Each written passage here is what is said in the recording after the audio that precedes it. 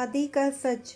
अचानक एक दिन उसके पिताजी को लकवा पैरालिसिस का दौरा पड़ जाता है। नेहा पर अब छोटे भाई और एक छोटे बहन के साथ साथ पिताजी के इलाज और घर चलाने की पूरी जिम्मेदारी आ जाती है। नेहा ग्रेजुएट है और नौकरी करके पूरे परिवार की जिम्मेदारी बखूबी संभाल रही है। उसे अब अपने परिवार के अलावा और कुछ नहीं सूझता। उसके माता पिता को उस पर गर्व है। इस दौरान नेहा ने कई अच्छे रिश्ते ठुकरा दिए थे, जिनमें से कुछ रिश्ते उनके रिश्तेदारों ने सुलझाए थे।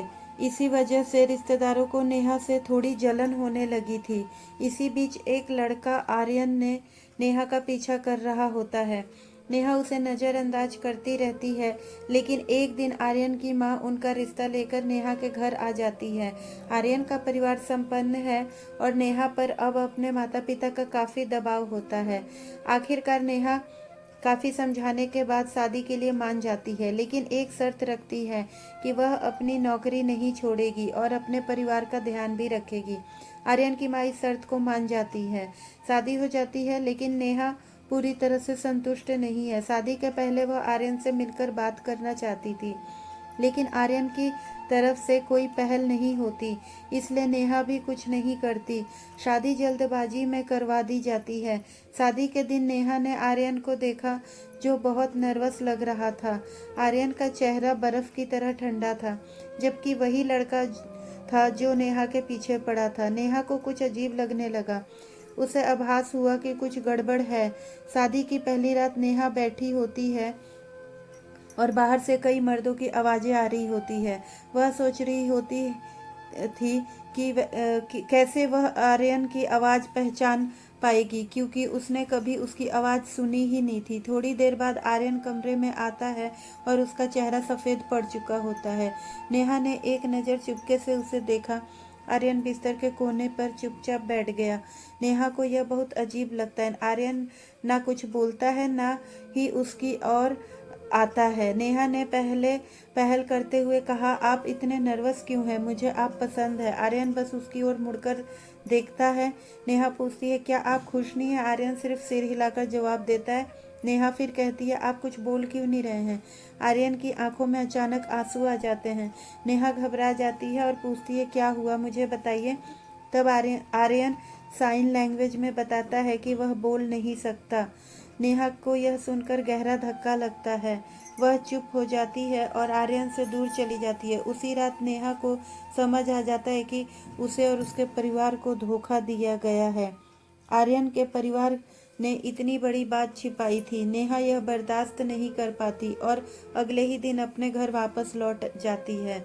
नेहा का परिवार भी इस खबर से हैरान हो जाता है और खुद को कोसता है कि उन्होंने इतनी जल्दबाजी में फैसला क्यों किया। नेहा ने कोर्ट में तलाक की अर्जी डालने का फैसला किया। शादी के एक दिन बाद ही मामला तलाक पहुंच जाता है। आर्यन की मां नेहा घर आती है, लेकिन नेहा की मां उन्हें खरी खोटी सुनाती है। नेहा अपनी मां को रोकते हुए आर्यन की मां से पूछती है, आपने इतनी बड़ी बात हमसे क्यों छुपाई?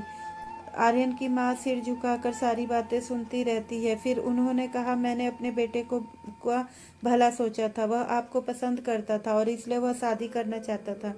मैंने उसे बताने की हिम्मत नहीं जुटाई कि उसे आपकी सच्चाई पहले ही बता देनी चाहिए थी, लेकिन तब तक बहुत देर हो चुकी थी। नेहा ने गुस्से में कहा, मुझे रचित के बोल न पाने से कोई दिक्कत नहीं है, मुझे धोखा देने से है। अपने झूठ बोला और यह मुझे स्वीकार नहीं है।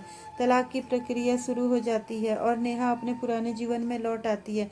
कुछ हफ्ते बाद नेहा को फिर से आर्यन दिखता है, जो दूर से उसे देखता है। वह रोज उसके ऑफिस के बाहर खड़ा होता है। नेहा उसे 15 दिनों तक नज़रअंदाज करती है, लेकिन एक दिन वह जाकर आर्यन से कहती है, ये सब करने से अब कोई फर्क नहीं पड़ेगा। मुझे नहीं चाहिए कि तुम यहाँ नाटक करो। आर्यन चुपचाप उसकी बातें सुनता है और साइन लैंग्वेज में कॉफ़ी पीने का इशारा करता है। नेहा थोड़ा चौंकती है, लेकिन फिर भी जाने का फैसला करती है। कॉफ़ी के दौरान आर्यन अपने फ़ोन में कुछ टाइप करता है। नेहा को एक मैसेज आता है, जिसमें लिखा होता है, सॉरी, लेकिन मैं सचमुच तुमसे बहुत प्यार करता हूँ और कोई तुम्हें मुझसे ज़्यादा प्यार नहीं कर सकता। झूठ कोई भी बोल सकता है, लेकिन आंखें हमेशा सच बोलती है। एक बार मेरी आंखों में देख लो।